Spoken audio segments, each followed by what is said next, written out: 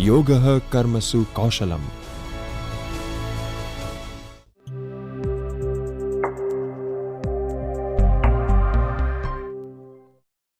Namaskar. Friends, once again, welcome to this series on e-content development. We together are trying to develop our skills of e-content. We have already discussed the importance of e-content, what we should develop as far as the skills of e-content are concerned. We have listed several skills and we have tried to look at several tools to develop our skills also. See, once you have developed your skills, when you have created some e-content, then what next? The next part is you have to upload this e-content on some website. Maybe you're required to upload it on some professional websites, or maybe you can use your university websites, or maybe you can go for some online forums of courses, like you can go to Swayam, or you can go to Coursera, you can go to edX. There are various options where you can go and you can upload your courses. This is one option. But friends, as we have discussed, as per the UGC regulation, latest one, the next semester is very crucial one for India. And in the next semester, we are advised to go for at least 25% of our material online. That means it is told that out of 100 sessions, if you are going for one course, 75 sessions would be online. So we are going to have a lot of online learning and teaching. For that, there are various options which you can take. You can develop your own website. We have already discussed developing website. There are various sessions on how to develop a website, how to manage a website. But today, friends, we are going to talk on something different than website. We are going to talk on a topic where we will try to teach you how can you use different LMS, that is learning management systems, or how effectively you can use several tools which are exactly not meant for just teaching and learning. They are meant for some other purposes also. They are meant for meetings, they are meant for other discussions, but we can use those things for teaching, learning effectively. There are several tools like Google Classroom and other things. They are exactly meant for teaching and learning. But as I say for example, you can take Google Meet, or there are several other tools. I don't want to disclose it at present. My resource person will talk about various tools which you can use for making your teaching and learning experience very effective. Microsoft has come out with a bundle which can be very useful to all of us for making our teaching learning interesting and useful. So we are going to talk about those tools as well today. Friends, if you look at the content which you have learned, I just would like to remind you, we have discussed what is e-content, we have discussed what is MOOCs, we have discussed how to create e-content, we have discussed about how this e-content can be created using various applications for e-content. So these are the areas which we have covered till now. And now today, we are going for another aspect of this e-content development initiative which we have taken for our development. Friends, the resource person who is with us today, I would like to introduce the resource person of today. I would like to invite her on the screen here so that we together will be here. Namaste, ma'am. And I invite you here on the floor. She is Dr. Vinita Gaikwad, and she has completed her PhD in language education from University of Exeter, United Kingdom. She has earned her MSc Educational Research from the same university from UK. She has been a product of India in a way that she has done her MA in English Literature from a reputed university called Mysore University of India. She has various other certifications at her credit, like she has completed PGC TEP, and that is from University of Nottingham, UK. She has MA in Journalism from Symbiosis, and she has BA in English from India. So friends, she is a personality who is really international, and she's so versatile in different fields. She has tried her hands on different kind of knowledge sharing, like journalism and literature, languages, and educational research. I would say that teaching is one of the passion which she believes in, and research is something which supplements her character. English literature, English language, linguistics, she has been working with since last 20 years at university level in different countries such as Uganda, Saudi Arabia, India, and China. These are the countries in which she has taught till now, and she has explored several opportunities of teaching, and she has successfully completed the tasks which were assigned to her. She has worked as administrator also of School of English and head of Department of English for about 10 years. She has had several academic conferences at her credit, and she has been in about 10 countries for various academic conferences and various academic assignments. So she is, in a sense, a global citizen. She works on a scale of global level across the countries. We are very happy. We are very fortunate to have her on our dais today. She will share her international experience as well as her ideas about e-content development, about the skill development, and she has a lot to share with us. And I guess this will be very useful to us, all of us, to sharpen our skills of e-content development. Over to you, Vinitaji. Thank you very much. It is my great pleasure to be with you at this time. I would especially like to thank Dr. Joshi for giving me this opportunity to make a presentation in this very, very useful initiative. And I hope that my presentation today will be very useful. I will try my best to go slow, to be very practical, because I understand that time is really precious for teachers and we don't want to waste time in doing unnecessary things. So I'm going to try my best to be as practical as possible. During my presentation, I would like to share with you a PowerPoint presentation in which I will introduce my topic. I will also go to the actual website and I will demonstrate from what I have been doing so far. And then I will also give you some opportunity to practice and do some activities and also an assignment at the end. So I hope that what we accomplish in this 1.5 hours or 2 hours today is going to be really beneficial to you. It will open another window of opportunity for you as an educator to try out different things and see how useful you can make yourself and your materials to your students, how well you can reach out to these young children who are eager to learn, but because of various circumstances, they are limited to the use of technology to help them. So I hope that you will benefit a lot from my presentation today. Thank you to HRDC once again for inviting me to share this presentation with you. And I want to welcome warmly all the participants.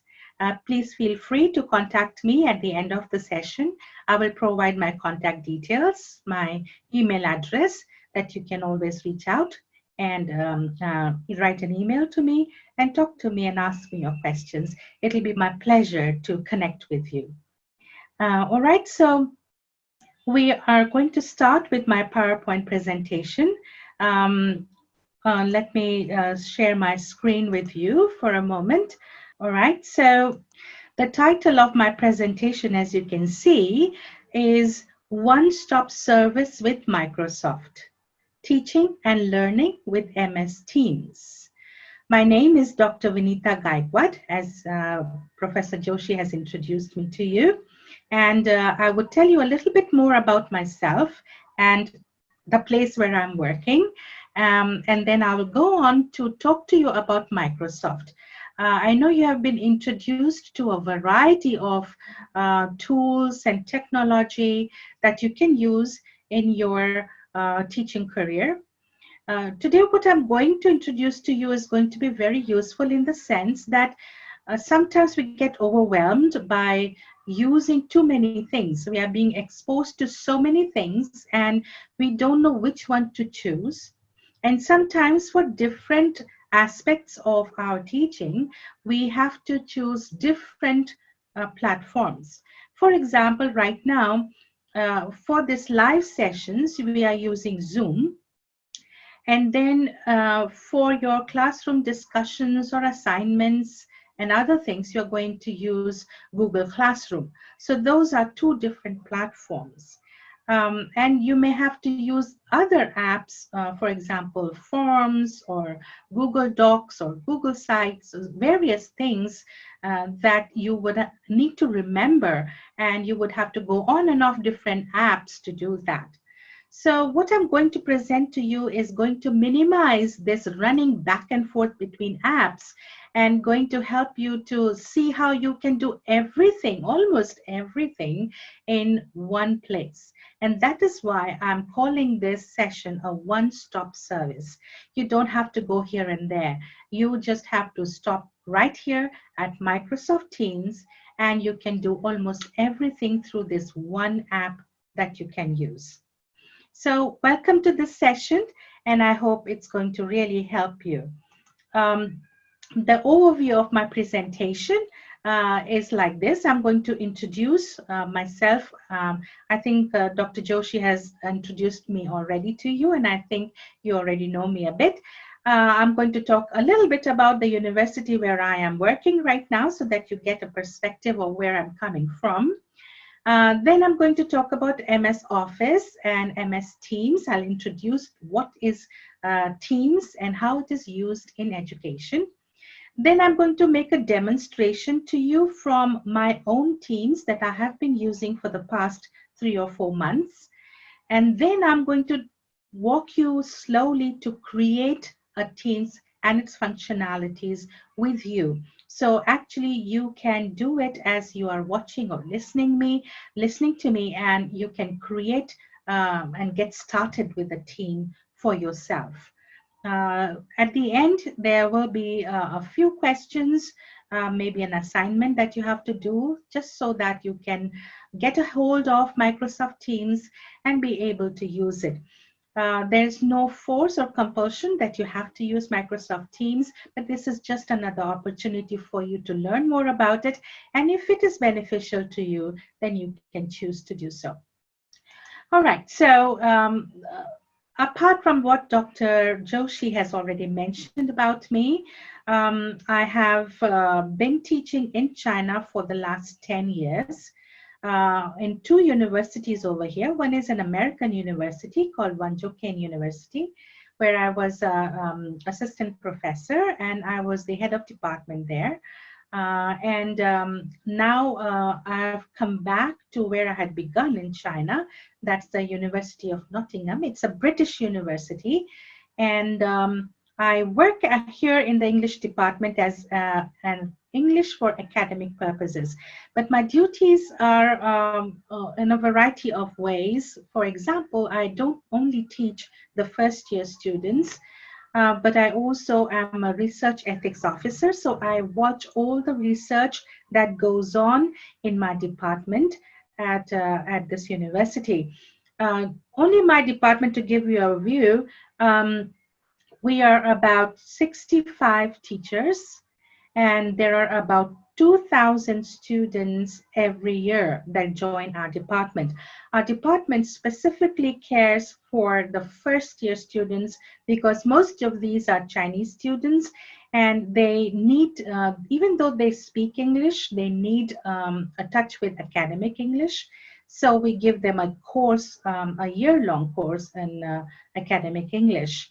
We also have students from all over the world, actually. So that's my main duty. But apart from that, I also teach PhD students, the doctoral students who are writing dissertations. They are in various stages of their PhD. So I teach them how to write dissertations, and I also teach some business and professional writing.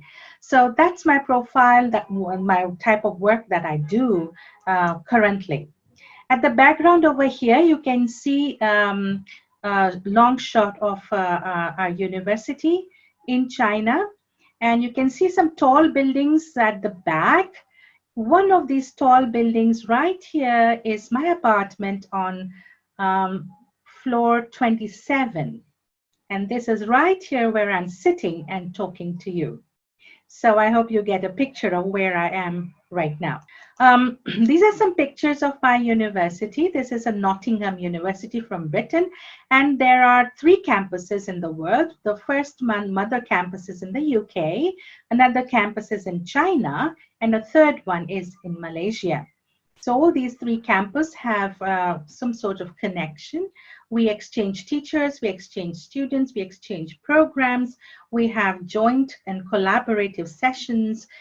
We even have sports that comprises of all 3 countries. So it's a truly international university. Here are some pictures for you. These are students. You can see a variety of international students represented over here. This is a huge lawn where many students sit and have their informal discussions in the green lawns. Huge campus, beautiful campus, and students come from Russia, Indonesia, Malaysia, even the UK, many students from the UK, Africa, India, Pakistan, many countries, Mauritius, all are represented over here. So this is where I'm working, and the university is known for its academic excellence and the global experience that it offers, and the chances for the students to gain high rate of employability. You can see over here that this university is ranked as world top 100 university by QS World University Ranking. And it has about 100 partners, 100 universities all around the world, in Europe, in America, in the UK, and about 40 countries and regions. And the students are able to pursue part of their education in any of the countries of their choice. They can graduate from any country of their choice because there is a strong tie-up. And that opens up a huge range of opportunities for our students. And you can see that here you can see that the graduates of our universities get salaries that are twice the national average. And the research that goes on in our university, about 44% of our academic papers were published in the world top 10% journals. All right, so this is an international university, and my purpose of introducing this university to you is to see how this university has made an international repute and is using various online platforms to reach out to its students. The students are spread all over the world. I currently have students who are in Morocco, who are in Russia, Korea, Japan, as well as in China. These students have not been able to come back to the campus. We have opened the campus due to coronavirus. Half of the students have returned. We currently have about 5,000 students on campus. But there are about 4,000 or so students who are foreigners and have not been able to come here. So we've had this challenge of continuing with our education with these students who are all over the world. And that's when I came across Microsoft Teams. I had heard of it before, I had used it a little bit, but then I realized that this is the one thing which is going to help me the most.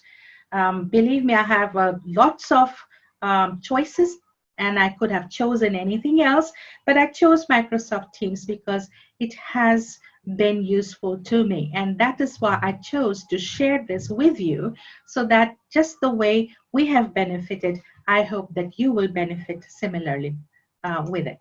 All right, so when we come to online teaching and learning, we come across two giants. So this is Google versus Microsoft. There are many people who think that Google is better for them.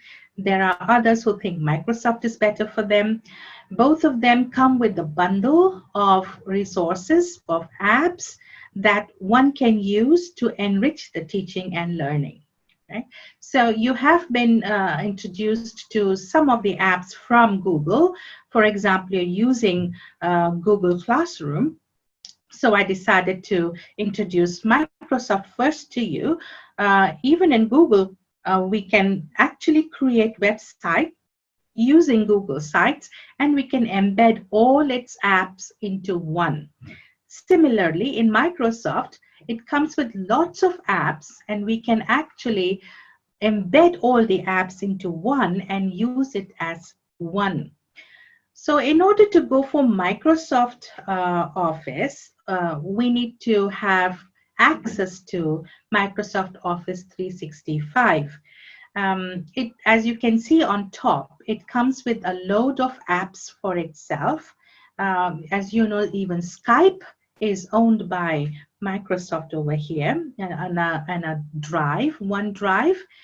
Just like Google Drive, we have OneDrive for Microsoft. The package keeps changing, and they keep innovating new features. They keep adding new features to their package. So even last year we had Microsoft Office that looked something like this, and it has lots of apps, including Microsoft Word and Excel, PowerPoint, Outlook, which is an email app, OneNote where you can keep all your notes together, a publisher where you can design documents to publish, such as a signpost, a poster, or a banner, or even a book, and Access, and there are so many others that they have added over here.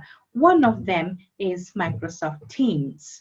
I'm going to introduce Microsoft Teams to you, but before that, I would like you to pause this video for a few minutes, okay? And I'm going to ask you to do activity number 1. We will take about 3 minutes for this activity, and I want you to just think a little bit about the responsibilities of a teacher, right? It's something not new to you. I know you do it every day, but think of it as a task where you have to actually narrow down all the various responsibilities that you have to do into just 3 categories. Okay, 3 categories.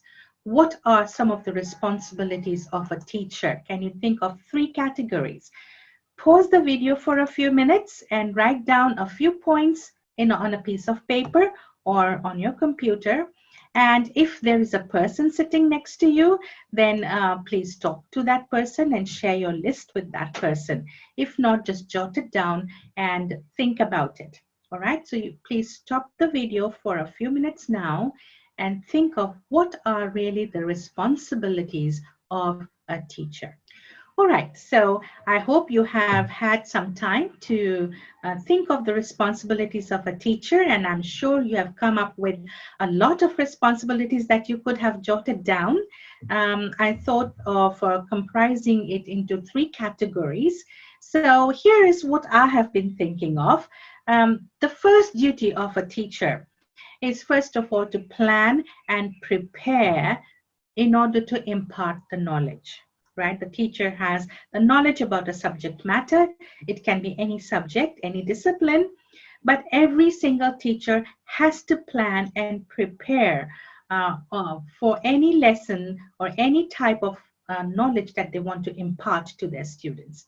So the first thing that the first duty of a teacher is to prepare lessons based on the curriculum that they are trying to cover, and prepare materials. That is, they read the textbook. They also add other resources to add to their own knowledge about the topic. And also they plan each class. Every single teacher makes a plan. Sometimes these plans are required. We call them lesson plans. But there are other times when, like at university level, we're not asked to make a plan in writing, but it is not possible to be organized and teach our lessons well unless we make a good plan. So that's the first thing. The teacher has to do some background study, get knowledge about the topic, be confident about their knowledge, what they have, do some research if possible, read many books on that topic to gain their knowledge, maybe prepare a PPT, let's say a PowerPoint presentation, or any other tool that they are using, and prepare materials for that. Also prepare materials that they can share with the students, and then make a plan for each class. So won't you agree that that is the first thing that the teacher has to do? What is the second thing a teacher has to do? Okay, it comes to teaching, pedagogy. The teacher has to develop his or her own pedagogy that suits his or her own circumstances and situations, right? So in whatever circumstances or situations you find yourself in, your second duty is to provide instruction in the classroom. It can be online classroom or physical classroom. You also have to not just deliver your lessons, but you have to actually engage with the students, make a connection with them, make a relationship with them, a professional one, and share with them your experiences, learn what their needs are, and address those needs through your lessons. This is duty number 2 that all the teachers must do. What is duty number 3? Right. Once you have taught, you also need to assess. When you assess, you get to know whether you have been successful in your lessons, whether your students have understood what you're teaching, and also you can assess yourself and get to know if the students are not performing very well, then it is a feedback to you so that you can change your method or your materials to suit the students' needs. So that's why assessment is part of the responsibility of the teacher. What do you do for assessment? As teachers, we design assignments, we give tests, we hold small quizzes, we also give them exams to gauge their performance. And then we also give them grades to let them know what their performance is like. So these are some of the responsibilities of a teacher. I want us to think about all these responsibilities, and it is quite easy for us to think about this as a physical classroom where we go to a class and we do all of these things. We give assignments, we give exams in the class, and we also see the students personally, so we engage with them, we ask them questions, they ask us questions. But right now, the situation is such, especially due to COVID, but not even just beyond COVID, there are many universities that are offering online classes, and we are looking at them quite positively now. And so whenever you give online classes, you need to do the same things, right? We need to prepare and plan the lessons. We need to teach them, provide good instruction, engage with the students, and we have to also assess the students. So all of these duties, sometimes we have to do it different ways, different apps, different tools. But Microsoft Teams offers one stop where we can do all of these activities, at least most of these activities together. So I'm going to introduce very briefly the Microsoft Teams to you. All right, it looks like this. This is the logo of Microsoft Teams. If you open, it looks like this, and this is like an app. It has a website, which is Microsoft Office website. You can also download an app on your computer, and it looks like this. This you can access in every device that you have. You can use a phone for it, you can use a tab, you can use a laptop, or you can use a desktop. The things that you can do on Teams alone is you can create or join several teams. We call it teams. You can also call them classes for educational purposes. As Professor Joshi had mentioned, this is a platform that can be used not only for education, but for, let's say, business corporations as well, for companies, and they can have project teams, etc. So in our case, educational case, we can create classes. We can conduct lectures through scheduled meetings, just like we're doing now in Zoom. We can do the similar thing in Microsoft Teams. We can also chat and collaborate, but this time I want to introduce these two terms to you: synchronous or asynchronous. Synchronous is where it is live and it is real time. Like right now, we are having synchronous meeting where you're listening to me as I'm speaking. But asynchronous is where you can have some kind of communication which is not live, which you can choose your time and place and then communicate. For example, you can send me a message and I can answer to your message at a time that is most convenient to me. Right now we're having a meeting, but we can record this meeting and make this recording available to you for later review.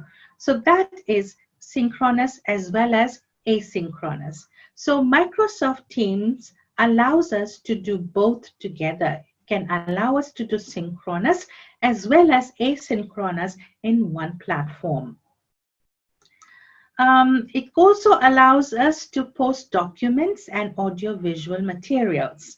Right there, you can upload files, you can upload PDFs, Word documents, or Excel sheets. You can also insert pictures or graphs and charts or even videos. So it is a platform where you can upload almost anything that you want, and the students can access it very easily right there on one screen. You can enroll students. It is up to you who you want in your class, right? So you may get a list from your institution, and you can enroll the students based on their emails, and you can create a classroom. You can create a classroom for each class of yours, but you can also create a classroom where you can, or a team where you can actually collaborate only with teachers. So it's up to you who you want to actually enroll and who can benefit from your class. That is entirely into your control. You can create a class notebook. It's an excellent feature. I have not seen this feature in any other platform. It's a class notebook where you can actually maintain a class for, a notebook for your students. Each students can get a copy for themselves, which they can use privately, and you can watch what they're doing. Or you can have a notebook in which you can actually, with the one click, share materials with each student. You can also have a private space for the teachers where you can plan your classes without the students' knowledge. So you can create a class notebook that can give you as many pages as you like and as many sections as you like. I'm going to show all of these to you very slowly. Right now, I'm just introducing to you what you can actually do through Microsoft Teams. Okay, so going ahead, you can share notes with teachers separately. As I said, you can connect with other teachers on this platform, and you can have communication with them. You can have discussion. You can share materials with each other. You can share information with each other, and you can even ask questions to each other. And I'll show you in a minute how we have been doing that over here. You can also create assignments right there on the same platform. You can get assignments from the students. You can give feedback right there and then. And you can also keep a record of grades. You can give the grades out to the students, and you can also calculate those grades right then. Okay, so apart from these, this is not just for a class. You can also hold individual consultations with your students.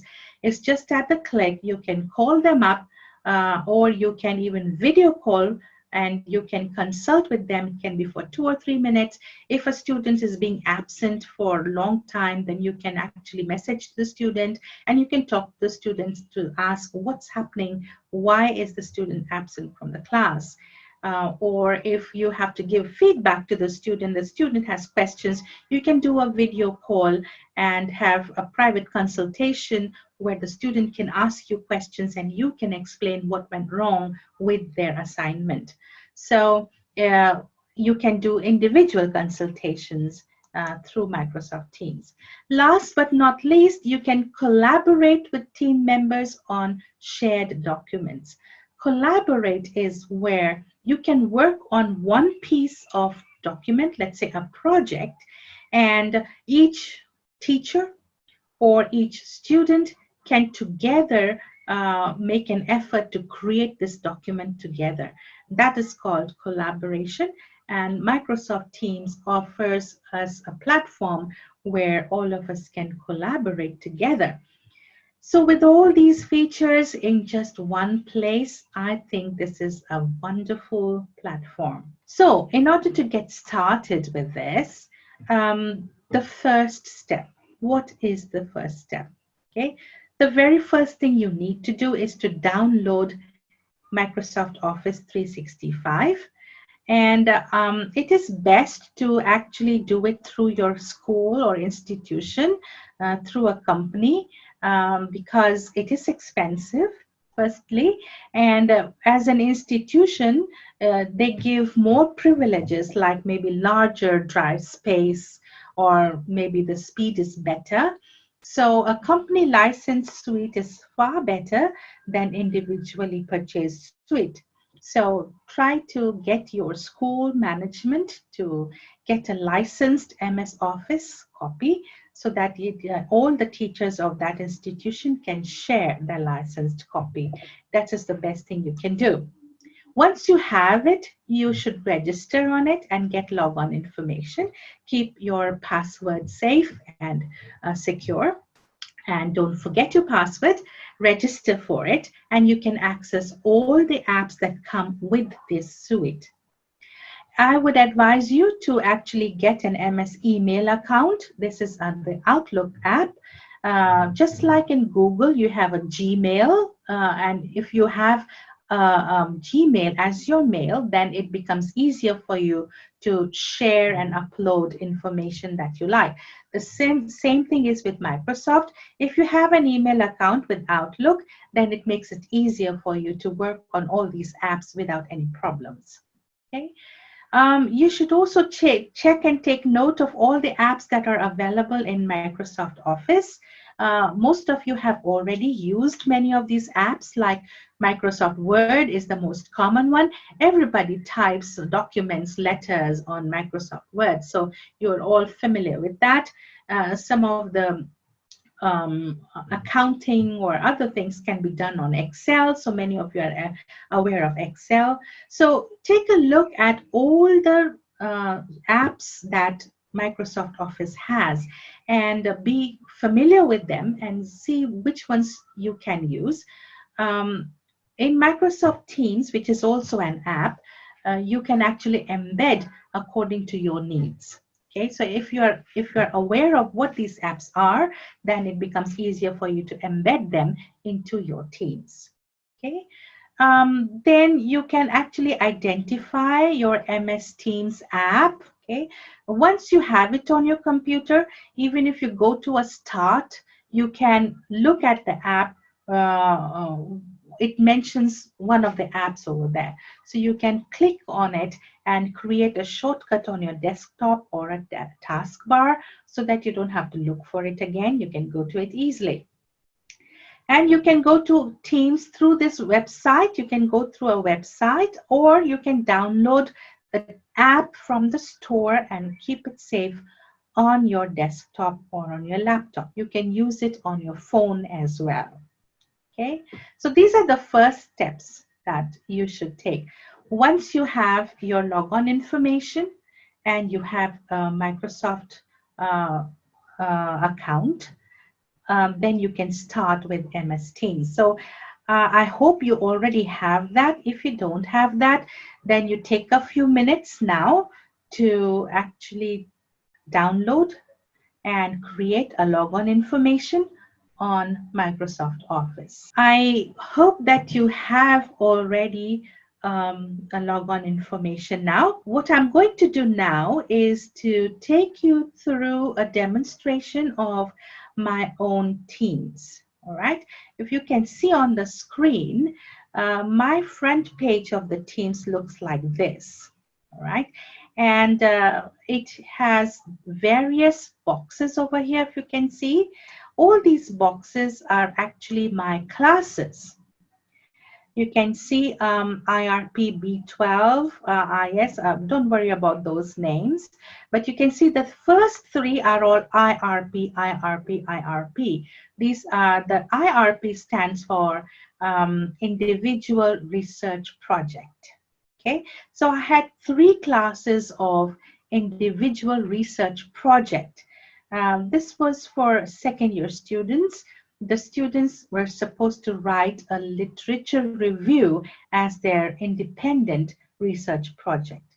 So I had three sections of it with different majors. Like the first one was international studies, and the second one was education and English. The third one was also education and English. So they are interdisciplinary. They come from various disciplines, and I teach all of them The reason why I am showing you this is because many times as teachers, we have one class and several sections. So because the large number of students, so we divide them into sections. And if we make one class like this, and we have the same materials to be distributed to all the classes, then you can do it very easily. You do it just once and it goes to all the classes. You create one assignment and it goes to all the classes. And you can have separate classrooms as well if you want to address students individually and hold meetings with them at different times individually. So this is what I wanted to demonstrate to you. So these are the first classes that I have. They're the same class with the same kind of material, but different groups. The next one on the first row, the last class, is Writing Matters for PGR. PGR is postgraduate research students. These are doctoral students. And this was a class where we had various teams of students taking part. They were not the same every week. And I had arranged for lecturers from different disciplines who came and gave them lectures and gave them assignments to do. So I used to host the meeting for them and post all the different lectures for them, and the students could access the lectures that they thought were useful for them. At the bottom, I have tutor support. I wanted you to look at this, OCSB tutor support. Now, this is a class where only the teachers were enrolled, no students. And as teachers who were teaching the same course all across, we had about 130 sections of the same course. And we believe in having few students in the class. So we have about 18 to 20 students per section. And so we have about 60 teachers teaching these 130 sections. All the 60 teachers are expected to cooperate, coordinate, and teach the class in the same way as much as possible. Give them same type of assignments, give them same student experience. So there was a need for the teachers to talk to each other, to ask questions, to share materials and information. So that's why we have this class where all the teachers are enrolled for that course. Okay. Personal tutorials are individual meetings, and this is a demo that I'm going to use to show you some of the things that I'm talking about. All right. So I'm going to go now to create a new team with you, and I want you to look at some of the things that I have been doing in detail. Right. Give me a few minutes to get out of PowerPoint, and I'm going to go into my Teams to show you what we can do. I'm going to share Microsoft Teams. All right, so here it is. And this is how my team looks like. Okay, so here we have the teams that I've already talked about. You can look at the left side first. This is a short menu, very useful one. The first one is activity. It records all the activity that you do in your teams, and it's sometimes easy for you to follow. Suppose something you have done just now and you have a lot of teams, you don't know which team, what you did, so you can go back and there is a log of all the activities that you do. This is a chat. As you can see, I have a message from a student probably, and here are messages that the students give me, so we can have a chat. This is an individual chat with students that I can have.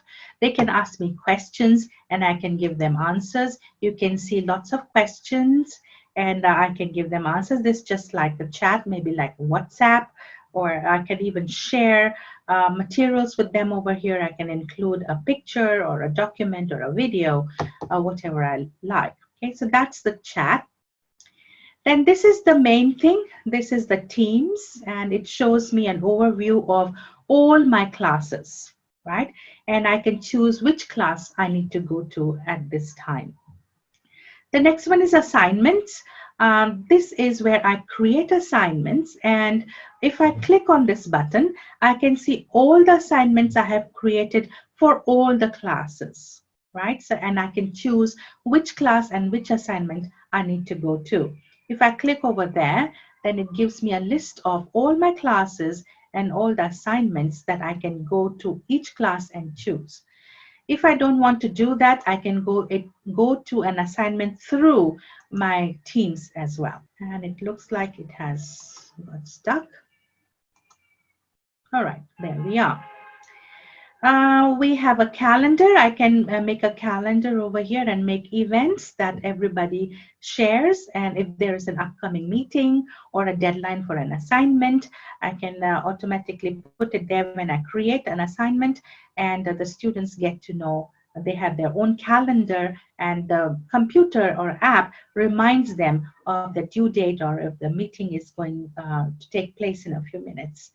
I can make individual calls to students or to friends, whoever is enrolled on Teams, and I can have a brief consultation on the phone. It can be a video call or just an audio call, right? These are the list of all the files that I have uploaded on Teams, and I can quickly look at all the list of files through this icon over here. Apart from that, there are several apps that are available, and they are all Microsoft apps. And with the click of a button, I can include some of these apps right into my Teams. And here are also a list of apps. This is an app that I'm using, but you can also go to a website and use the same opportunities that Microsoft offers through the website as well. Right. So for a quick demonstration, I'm going to show you what the tutors need, what we as teachers were doing. Okay. If you can see, we are using only two of the features over here. One is on top, you can see the menu over here. This is called posts. And the second one is files. All right, so we were doing only two things. We were doing lots of posts and talking to each other. And we were also uploading some important files that we could share with each other. So this was a type of support that the teachers were using. For example, one teacher asked, what if a student does not explicitly refer to the sources at all? All that, do we mark them down both in task and skill? And then there is a discussion that follows, right? There are some times where the moderators put up videos of student performance and gave us a standardization. So here is a lecture response example from students, and we sort of discuss with each other as to how many marks should we all assign to such a performance.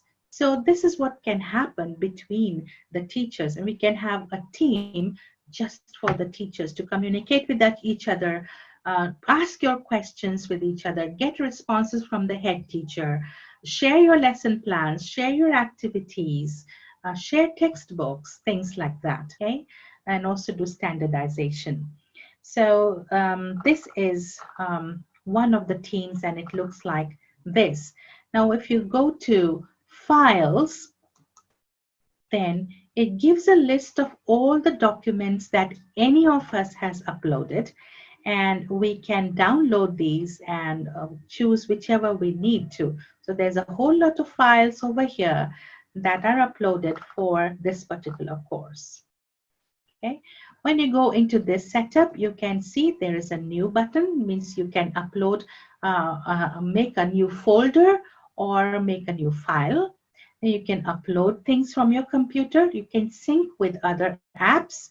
You can copy a link and share with other people. You can download any information from here. You can add a cloud storage so that you don't have to be limited to your desktop or laptop. You can go anywhere and access your Teams from a cloud storage. You can add many other things over here. All right. So this is very briefly what this team had done. Now this is between the teachers. So I'm going to go back now and show you one of my class teams over here. Okay. So this is a team, and this is how it looks like. Now you can see that the left column has been populated. All right. Now this left column is very important for you to see.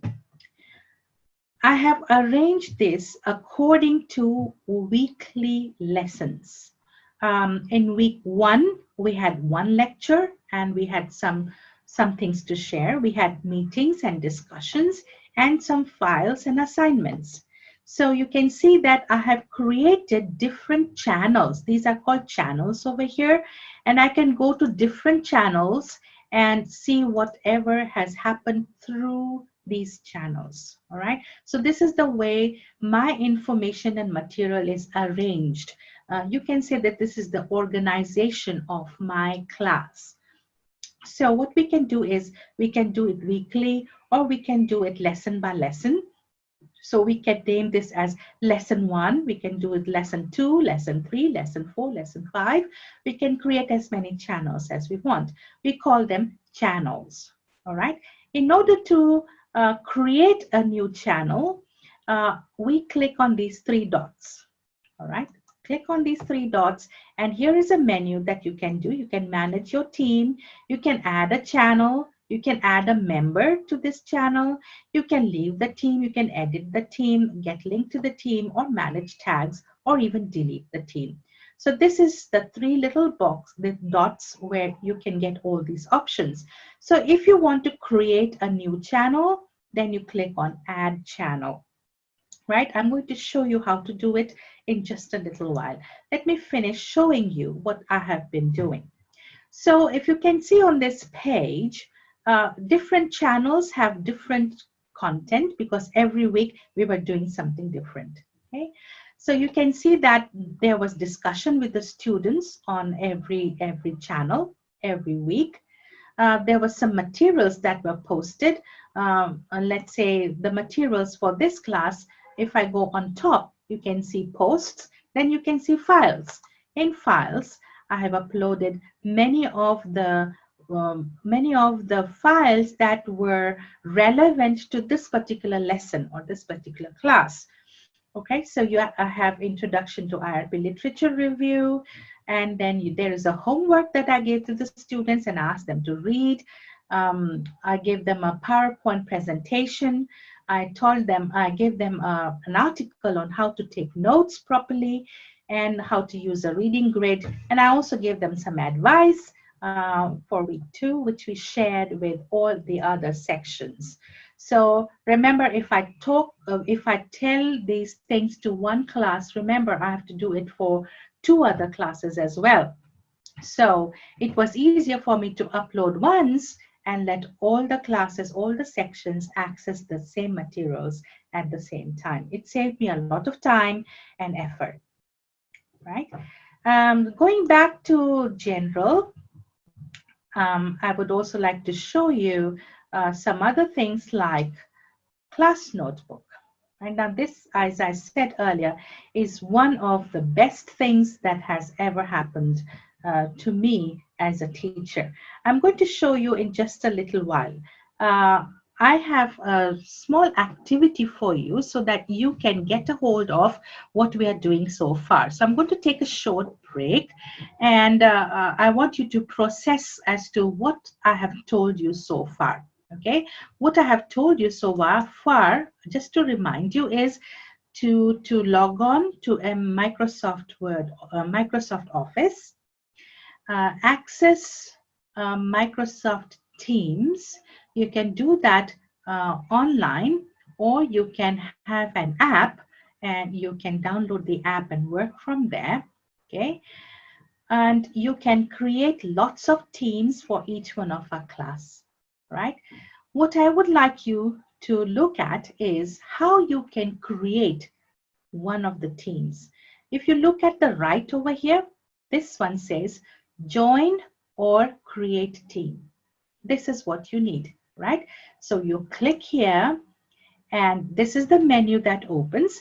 Some of the teams are public. Like if I want to make a class public, then I can put it as a public team and anybody can join the team by just hovering over it.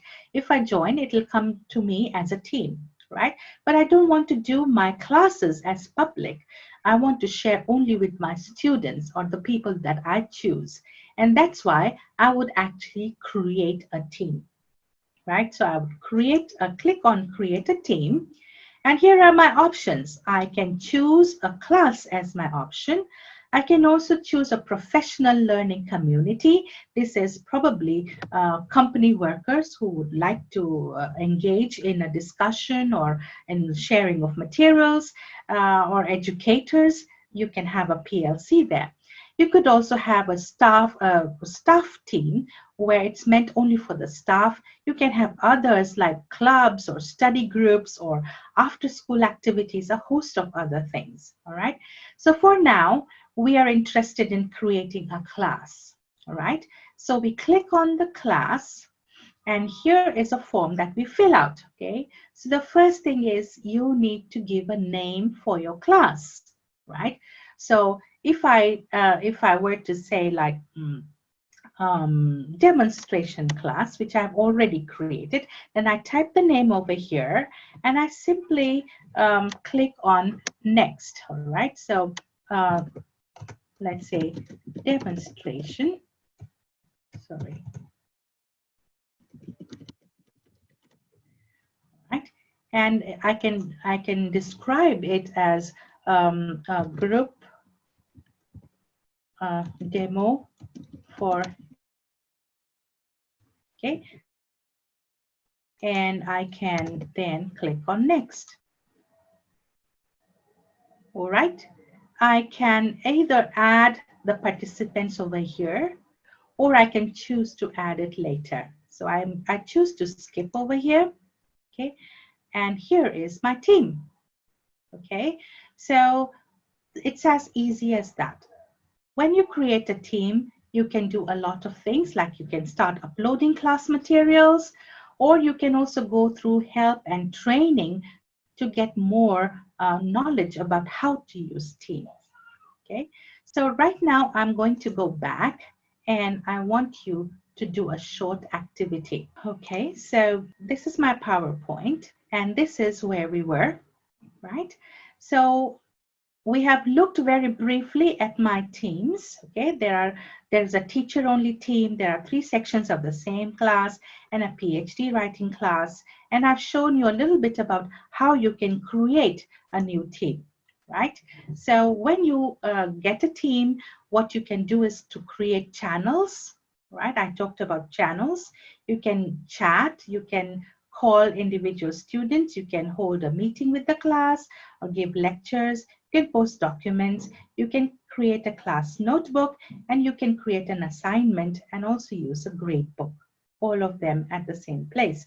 I'm going to go further and explain these things to you, but I would like you to take 5 minutes to do this activity so that you can actually get hold of what we are talking about, okay? So open your Microsoft Teams, log into it, okay?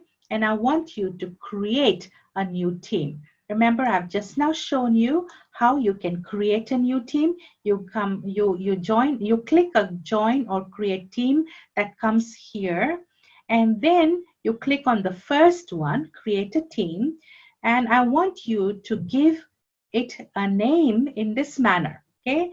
You write your name, okay? When you create a team, you write your name with a dash and say practice team. Okay, and after doing this, please enroll one friend in it. Now this friend, it can be a teacher, it can be your friend. You should know their email address and the name.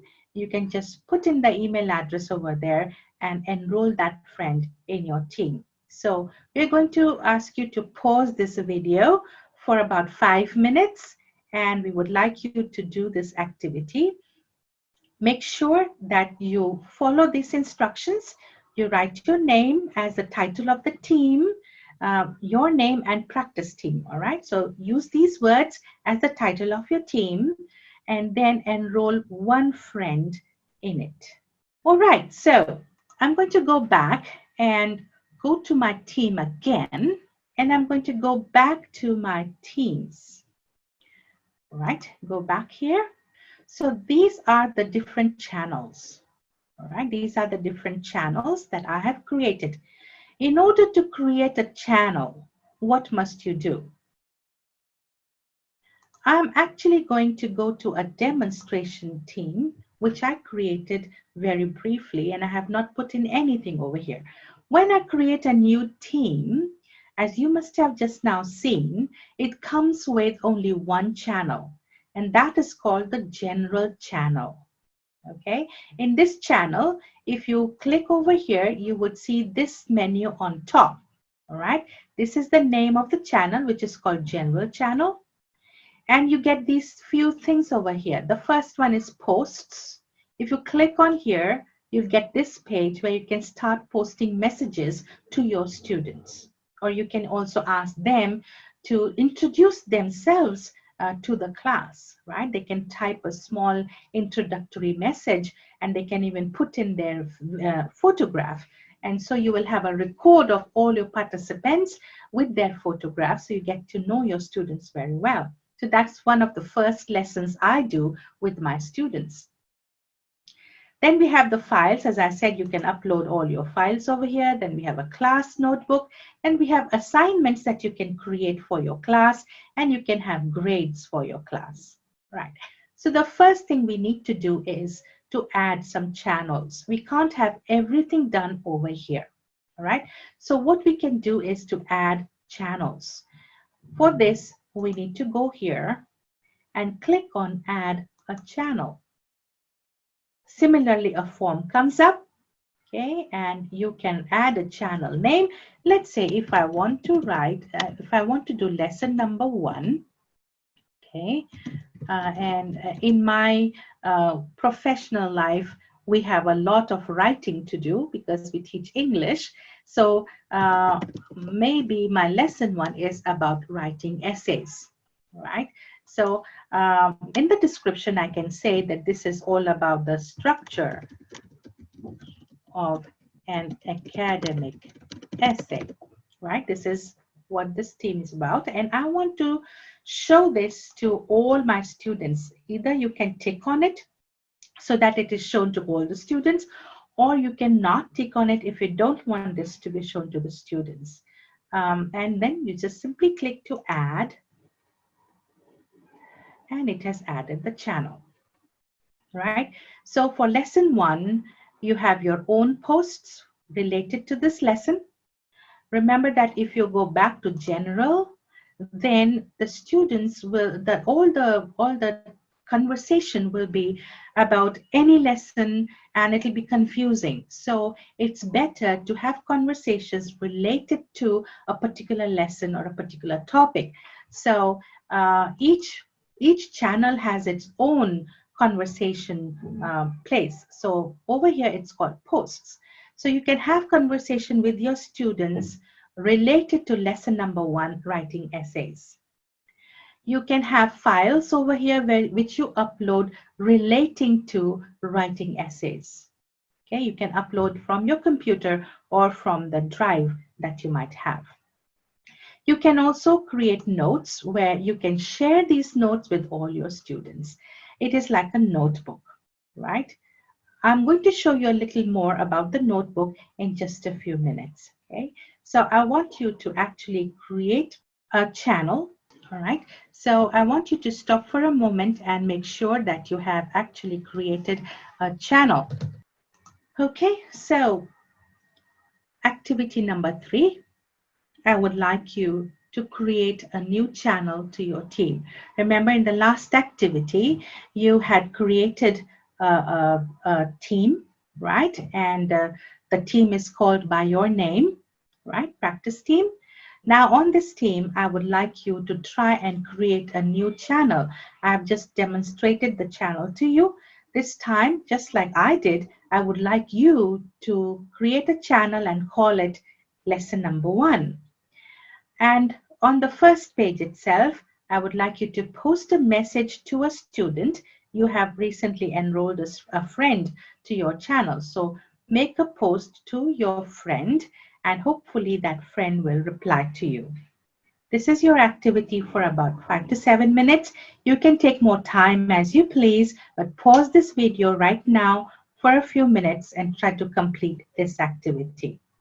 All right, so I hope you had some fun creating a new channel, and I hope you've got some practice of creating channels for you. You can see how useful it can be to have all your materials in one place, and you can go back and forth to any channel, access any type of materials at the same space. All right, so now I'm going to go back to my team and I'm going to share with you what a notebook can do, right? Right, so this is what I had shown you, but I'm going to go back to, first of all, my teams, and I'm going to show you what kind of notebook I had created and what were we able to do. So when you go to the channel, General, there you would go to, on top, there is a class notebook over here, right? So click on class notebook, right? So every notebook has three sections. They have three parts, all right? One is the student notebooks. This is a part where a private space is shared between the teacher and each individual student, right? Teachers can access every student notebook while students can only see their own. This is what we normally like to do, right? The second part is content library. This is a read-only space where teachers can share handouts with students. And the third one is a collaboration space. It's a space where everyone in your class can share, organize, or collaborate. If you click on this little bar, okay, you can see that you can actually, while setting it up, you can choose how many pages you want in a notebook. And you can add the number of pages as well. Here we have teacher only, like it's only meant for teachers. This is the content library that we just talked about. It's a space where you can put all your content together. And if you want to share it with your students, click off a button, you can share those materials. These are all my students, okay? These are all my students for this class. And I can show you one student, for example, Meng Zhao. Okay, this is a Chinese student, and I have created 3 pages in their notes, all right? The first one is a literature draft where they would upload the homework that they did on the writing of literature draft, literature review. Okay, they upload the draft over there. Whatever notes they want to take about it, you know, during my presentations, they do take notes, so they can write their notes over here. And then I can give my feedback on their submissions. So if you look at, you know, very briefly, okay, this is what the student had submitted, and this is my feedback. As you can see, I use a variety of methods of feedback, and I can do this by using a pencil. As you can see over here, there is draw, all right? And there are various tools available. So I can do the circling, I can do highlighting, I can type, I can do a lot of things when I want to give them feedback. Okay, so I do all of this feedback, and I can show you another one.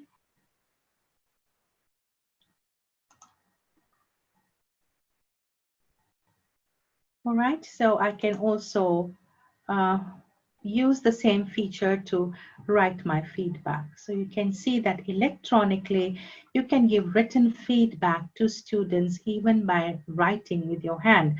I personally like handwriting. It helps me to go through it, and I feel as if I'm actually doing it on paper. And the student also feels that personal touch where the teacher is actually using their handwriting. I could have just typed, just like I showed you the previous one, but I prefer doing this. And I can use a variety of colors, like here. If there's too much of writing over here in my feedback, then I use different colors to write what I want to tell them. So right here in this notebook, they can submit their assignments like essays, and they can take down notes. They can also use the resources that you have put for them. simply by clicking on files. They can access all your materials. They can check the notes from there, the teacher's instructions, and then you as a teacher can give them feedback. And they, as a teacher, you get all the students, but they will get individual notebook, and so in their own notebook they will find their feedback. All right, so this is what you can do with the notebook. You can add as many number of pages as you like. You can add a section of your notebook. You can add page numbers of your notebook, and do a variety of things, right? Next, I would like to show you what we can do as assignments. Now, for this particular class, we didn't have many assignments to give them. Because this was in the independent research project. So they had to do research on their own. And part of the research, which they do over a whole year, a part of the research is writing literature review. So they were given a topic, and as the main assignment for this course, they were supposed to submit a literature review. So the teachers collected the first draft of a literature review and then gave feedback on that. As I have just shown you, I gave feedback on the literature review. But right now, I'm showing you how the assignments have been created. Okay, so this assignment is created, and this is one assignment that I had created.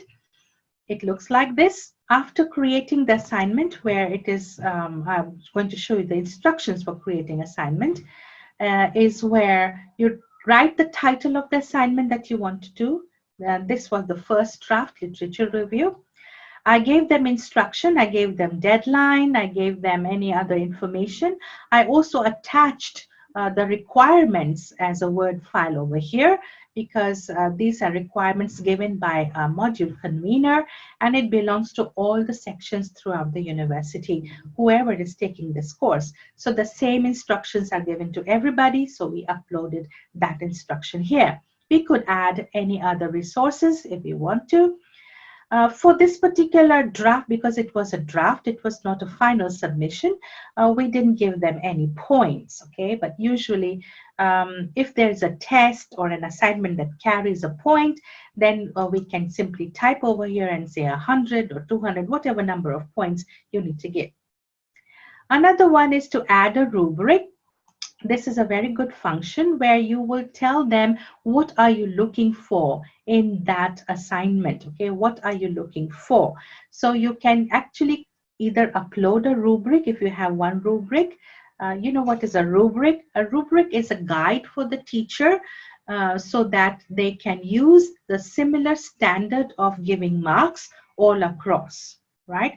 We can't have a teacher giving more marks for one mistake and cutting more marks for one mistake and another teacher cutting only 2 marks for a mistake. This type of unbalance is not really good. So we create a rubric to help everybody to do the same kind of assessment. Okay, so you can create one for yourself. You can write it for let's say literature review. Okay, and you can add a description, and then you can add some information like what do you think should an excellent literature review have, and you can enter the criteria here. You can give a description over here and give points as well. What do you think a good literature review should have, and enter your criteria here. What should a fair literature review have, and enter your criteria here. So once you have it, you can use this document while grading each of your assignment, and you can attach this. Right now, I'm going to cancel this. You can, yes, I'm going to cancel this because I don't want to add a rubric here, all right? But normally, teachers must create rubrics for each assignment and put them here along with the assignment. Then you have to type a due date. Until you type a due date, you cannot create an assignment, right? So every assignment must have a due date. This was for April 17, 5 p.m., right? And as soon as I've created over here, it'll be create. Right now it's saying update because the assignment was already created. Okay, so once I have created an assignment, all right, once I've created an assignment, I get a list of students, and whenever they submit assignment, I get a list over here. You can see that 2 students have not submitted their assignment, right? But these are 13 students that I've already graded, okay? Already graded, and you can see that I have returned their work to them. If we look at one of them, all right, I hope this is a PDF. Sorry. Let me go to,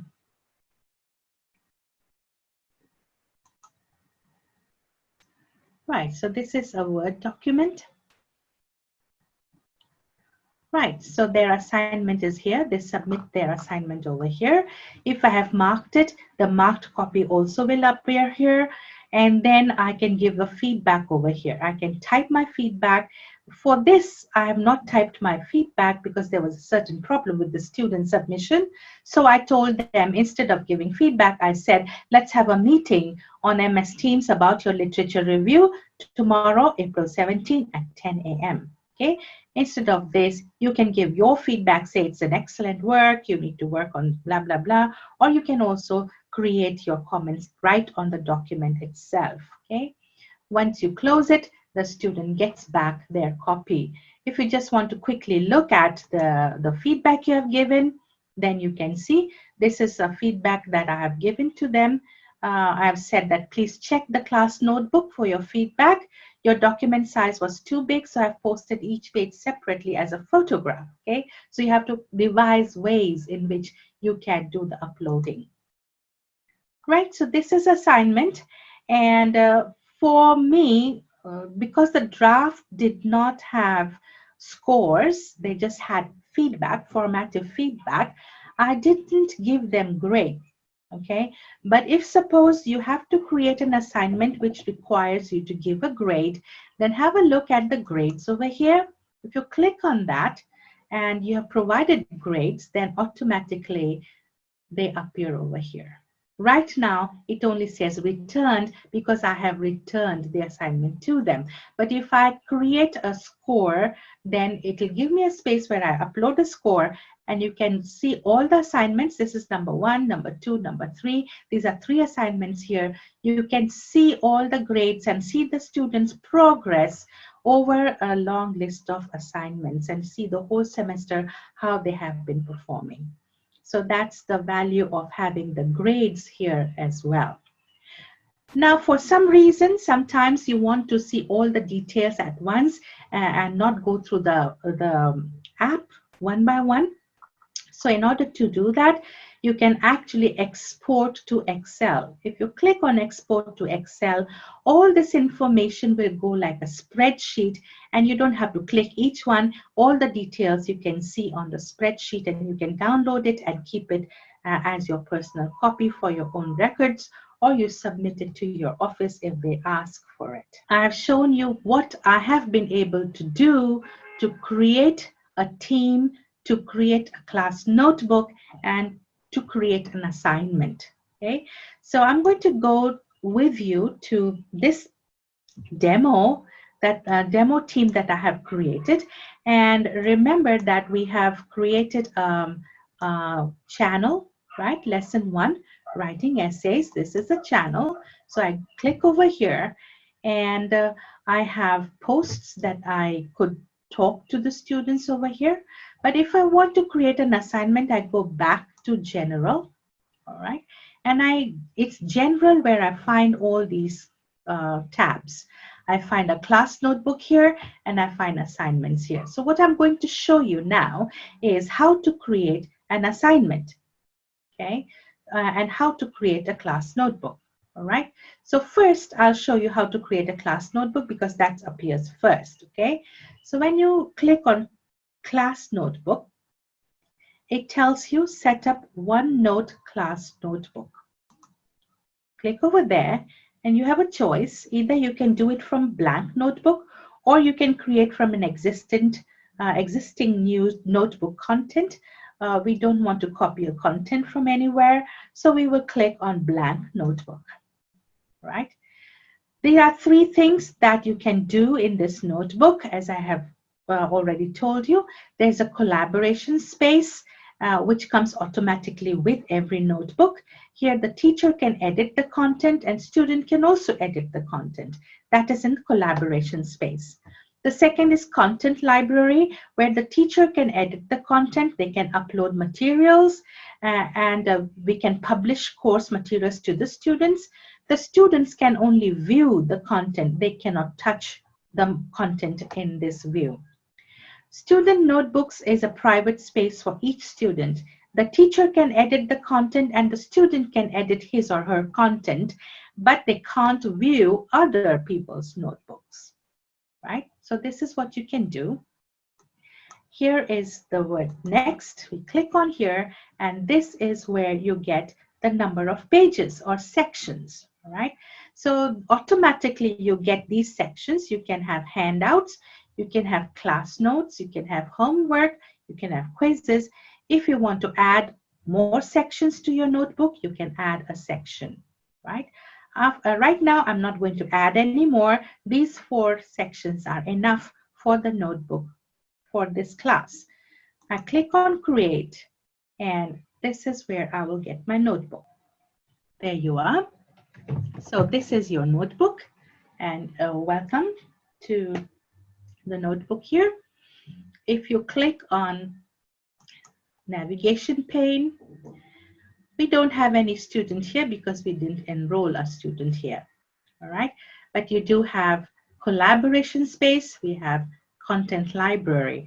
When we enroll students here, we can get each student their own individual notebooks, right? This is how we create a notebook. If you want to add a section, you can add here. You can add pages over here and give them your titles. All right, so what is it useful for? For teachers, it's useful to collaborate with the students, to store lesson plans, information, download and keep your ebooks, all materials and documents that you want to share with your students. You can keep them in the class notebook, and when time comes, with a click of a button, you can share this information with your students. For students, they can take down notes even while the lecture is going on. They can keep their notes. They can do their draft or classwork, class activities. They can do in that notebook. And it is something that they can keep privately. Only you as a teacher can see it, but the other students cannot see what they're doing unless they invite other students to share, right? You can also ask them to submit your assignments, and you can give them feedback and post them in their notebook so that they have a record of all their work. All right. Now I'm going to go for my last section of this MS Team. I hope you are getting enough information to get you started. These are the basics, and I know there is a lot of information. Very soon I'm going to go back to my PowerPoint presentation, and I'm going to give you links to YouTube videos, official videos from Microsoft, which are really very nice, and they repeat many of the things that I've given you. They also answer more questions that I have not been able to address in this session. So don't worry about it. You can always go back to the YouTube and read and listen to their demonstration. And you can also read an article that I have attached. You can find it in your Google Classroom that gives you details about various features of Microsoft Teams. Okay, so if you didn't get everything right now, it's okay, it's understandable, and you can take your time, play around with the app, play around with the website, and look at these videos, and you can, I'm sure it's not too difficult to get in, right?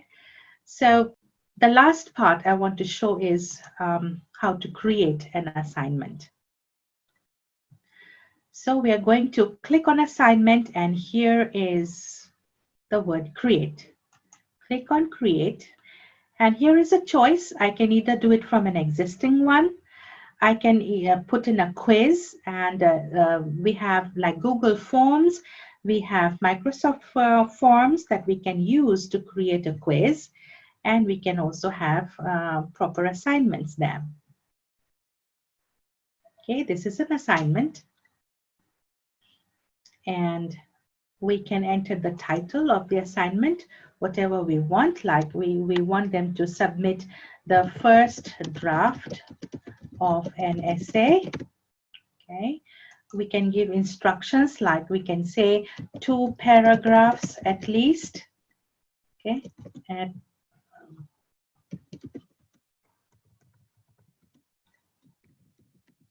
okay, 2 paragraphs minimum. We can also give them in further instructions, like they should use one source when they do their essay, and they should write the bibliography of that source. This is a university level assignment. You can have your own set of instructions for that, okay? So these are the instructions that we can type. If we have something to attach as a document, we can do that here. We can give them number of points. Let's say this assignment is worth 100 points, okay? This is where I can assign to. If I want to, if I have 3 sections of the same course and I want this assignment to be done by all the teams, then I can add over here and add all the teams that I have, all right? All the teams' names appears here, and I can add the teams to which I want to give this assignment. Right now, I'm going to give this assignment only to this particular team. If I want, I can also choose particular number of students. If I have like 4 assignments for 4 different groups of students in the same class, then I can organize it in such a way that 4 students or 5 students, a group of students, get 1 assignment each. We can do that over here. Okay, then you submit due date and time due, and then simply click on assign. All right, assign it over here, and that's where the assignment is created.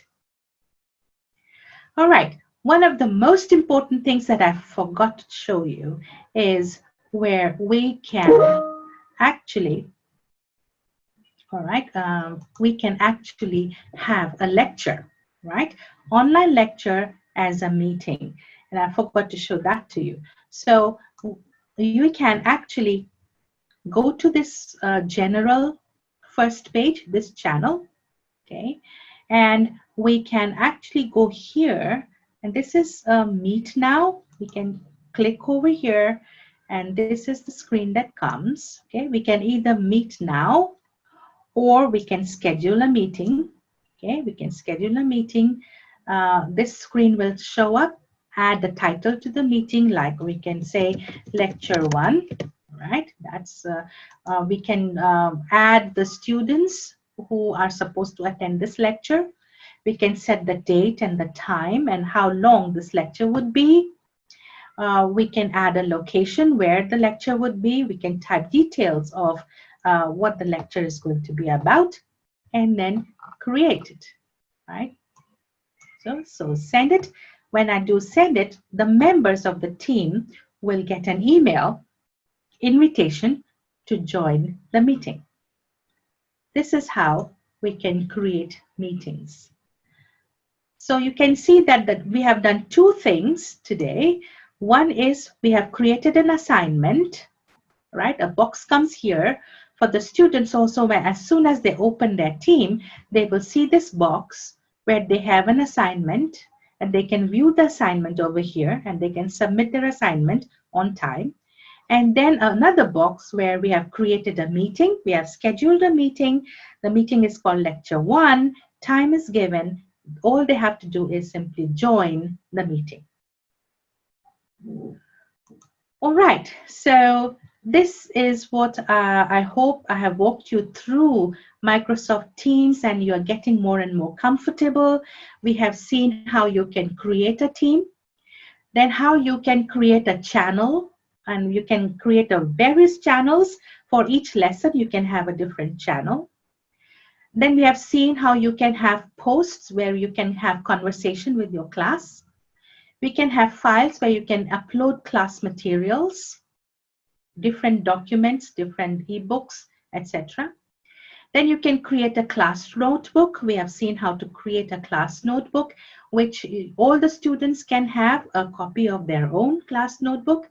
Then we can also have assignments where we can create a number of assignments.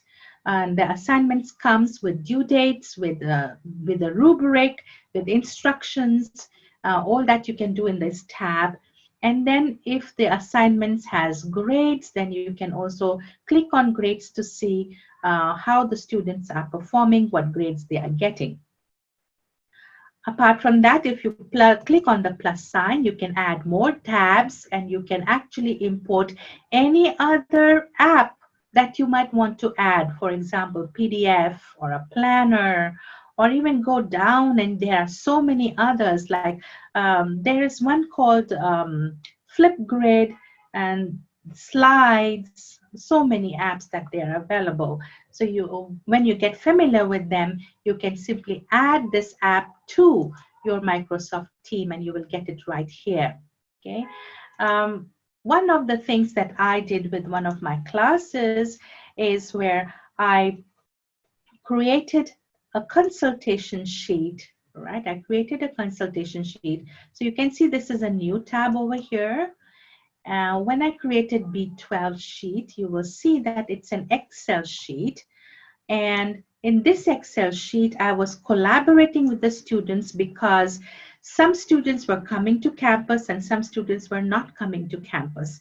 So when I typed their names, I asked them to communicate with me. Instead of having many emails, I had 60 students for this class, these 3 sections.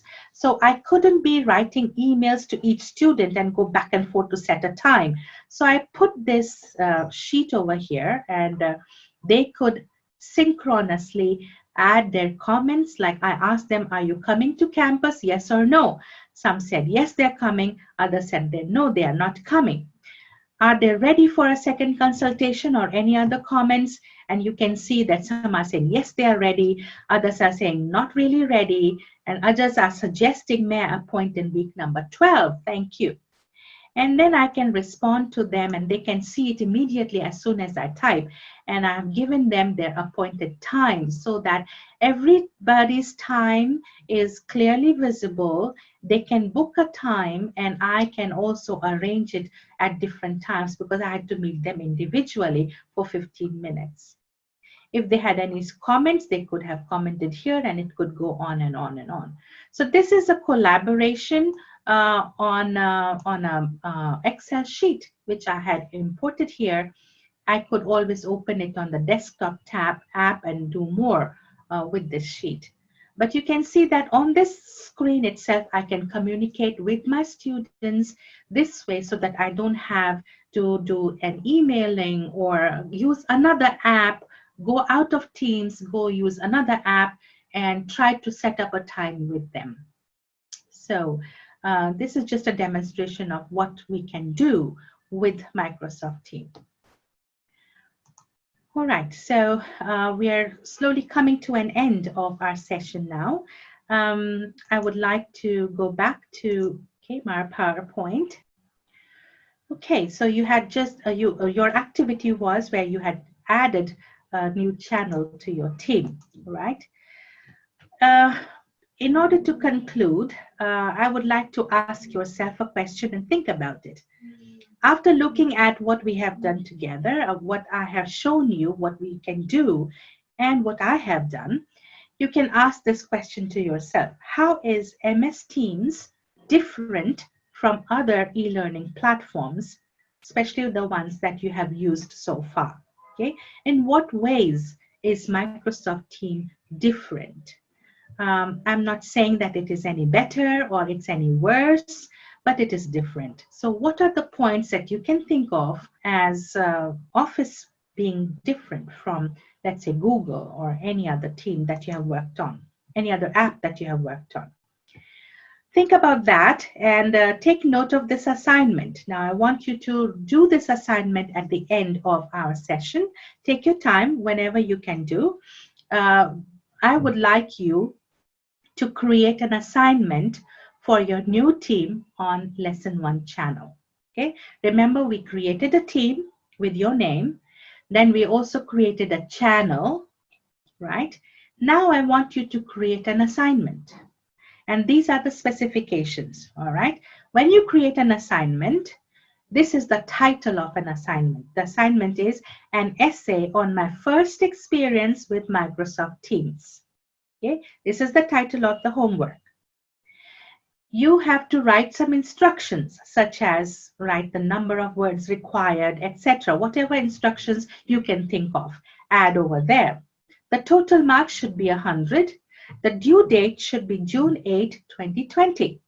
And I would like you to attempt to create a brief rubric for grading. Remember, the rubric is where you have to tell what are you looking for in an excellent job in the assignment, or an adequate job, or a fair job.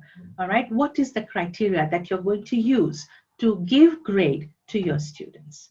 Right, so this is the homework that I would like you to do. Here is the videos that I had talked about earlier.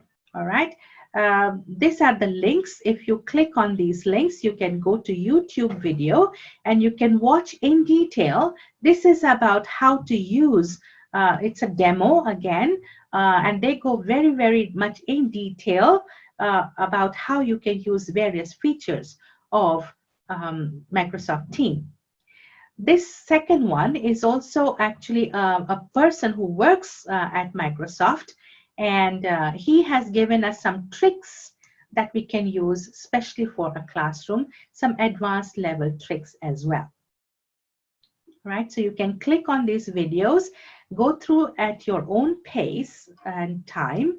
And if you think that you are not able to do the assignment by yourself, then I would like you to especially go through these videos, also go back to this recording, listen to it again, go through the walk-in demo that I did with creating assignments, go back to that portion, learn and try it out for yourself, and then submit your assignment on Google Classroom.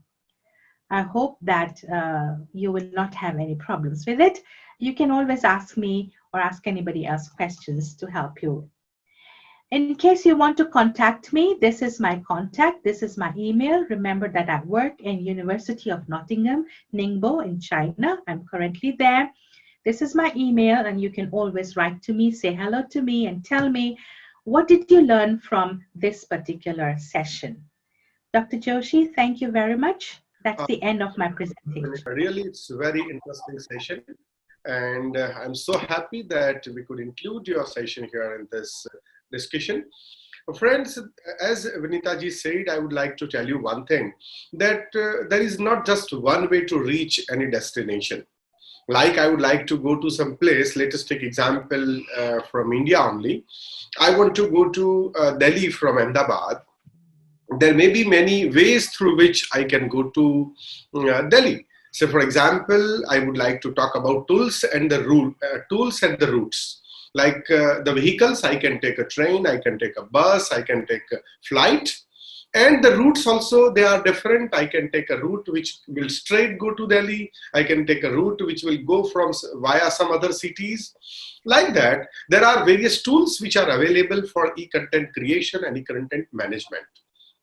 When it comes to creation of classrooms, there are various such tools available in the market and in the field which people practice for different reasons. There are tools like, as we have already discussed, there is a Google Classroom, there is Microsoft Teams, there is Moodle. There are various platforms which can be used, like Course Builder. So these are, in short, these are the team makers, collaborative tools. These are the tools through which we can run various classrooms. After all, the purpose is to be in touch with our students, to teach them from remote places, to be in touch with them, and to be with them in such a way that they should feel that, okay, there is somebody who is teaching me. Because in such a time when it is very difficult for us to be face to face, we need to keep social distancing, and there are many things which we have to keep in mind. So in this time, it is appropriate to use such tools through which we can communicate with our students and we can discuss with our students. Vinitaji, I could see that we can use Microsoft Team in various ways for our students and for various purposes. There are a couple of things I would like to ask you on behalf of the participants. I guess these are friends. I try to become one of you, and I'm trying to ask these questions out of curiosity from you. For using this Microsoft Team, do my participant, that is, suppose that somebody is teaching in one college and he wants to use Microsoft Team, what procedure he has to follow? Can just he simply create one account in Microsoft and then he can use it freely, or is there anything which he has to do apart from that? He can simply create a Microsoft account and do it freely. However, the type of account differs because as an institution, if you have a licensed Microsoft Office, then individually we don't need to pay any money and we can access a larger space and a speedier office from the company-owned office. But if we are doing it on personal, I know that many people simply copy and get pirated copies of Microsoft Office. Legally, I think we have to pay for the license so that we can use a copy for ourselves. But for that, we need to spend some money. I'm not so sure how much money it costs for a licensed Microsoft Office copy. Very true. One more thing is, do we have to subscribe to Microsoft 365? Or if we go for the lower versions, will it work? I think it goes with 365. Yes. Because Microsoft was created only about a year or 2 years ago, not further than that. So it is with the new Microsoft Office. Of information for friends, as Dr. Vinita said. See, friends, in India, for academic institutions, there is a special provision by Microsoft. For example, Gujarat University is using Microsoft academic licenses and they are almost free. Gujarat University's all email address Microsoft, and all of you, all of us can do that, and we can have our institutional accounts for Microsoft. If you do that, then you can collaborate with each other and you can do a lot of things. We conduct many meetings using Microsoft Meet when we want to meet with our other professionals in the university. Next question which comes to my mind, ma'am, is like if I don't have a Microsoft account, I mean to say a teacher must have, because I need to create a class. But suppose my students, I have a large number of students. You know that the scene in India, we have a large classes in many of the colleges. And if I have, say, for example, 300 or 400 students, and I would like to develop a class for them, and they don't have Microsoft account. They have, somebody has a Google account, somebody has Yahoo account, somebody has Hotmail account, Reddit mail account, or different kind of accounts. Can I invite them as students and can they participate, or they also require Microsoft account? As far as my knowledge is concerned, we can have different ways of joining a team. As we said, there are some public teams and there are some teams that have codes. They give a QR code, or they give a passcode like letters or numbers. Mm-hmm. If you give that letter or number to your students, it doesn't matter whether they have a Microsoft or not, they can join the team. However, I'm not very sure if they can avail of all the features which the teacher is trying to give if they don't have an account. Yes. So I think they can access the materials that you have posted. They can also view the online lectures, but as students, they cannot participate fully in the class per se, if they don't have the account. True. I could see that we can create a lot of assignments and we can create a lot of activities for the students. Suppose there is a teacher and my teacher starts a course on Microsoft, and there are assignments, there are activities, there are quizzes, there are many things which he goes for. And at the end of the course, he would like to create grades based on this. So is it possible to synchronize all this and create a grade, or we have to do it calculatively, or we have to integrate the things manually? I think the grade that we saw just now doesn't calculate complex calculations. But just as I had shown you a spreadsheet from Microsoft Excel, where we can import a Microsoft Excel right there, we can import a formula. We can put in a formula of what we want to calculate, right? And then we can do it automatically, just like what we do in Microsoft Excel. Yes, So you can embed Microsoft Excel into Teams, and you can use any number of formulas to calculate the grades. And I guess you have shown it at last that even we can integrate YouTube videos also in the Microsoft team, is it? Yes, we can. I think the YouTube, I'm not very sure. That was in my slides. Yes. Yeah? But you can upload videos which are through the drive. So if you can download a video and put it on Microsoft OneDrive, then it's very easy to bring it into the Teams. Very true, very true. And as far as discussions and collaborations are concerned, they are very easy as far as team is concerned. Sorry? I guess the collaborative work and integrative work, Yeah. they are very easy using Microsoft Teams. Very easy, definitely. Sure. So friends, I guess these are a few of the questions which I thought that I should ask you on behalf of you to Vinitaji. There may be many in your mind when you try to implement it. She has lucidly and elaboratively give you many examples. Even she has shown some of her live courses which she is running. She has given you a lot of assignments and activities. Friends, I suggest all of you to complete all these assignments and activities. We will give you space where you can upload your assignments and activities. Even if it is required, we will provide you collaborative platform where some of you can collaborate together and then you can complete your assignments and activities. We will keep the marks for that also so that you will get motivated to do that. I'm very sure that you will have a lot of questions when we'll try to do this. You will face some difficulties here and there, or when you will try to do it, naturally you will understand that exactly how to do it. So when you try to do it, if you face any questions, if there are any queries, if there are any problems, you can post them in our classroom. You can ask them to us. Whatever is required, we will pass it on to the resource person, Vinitaji, and we will try to get the best answers, whatever is possible.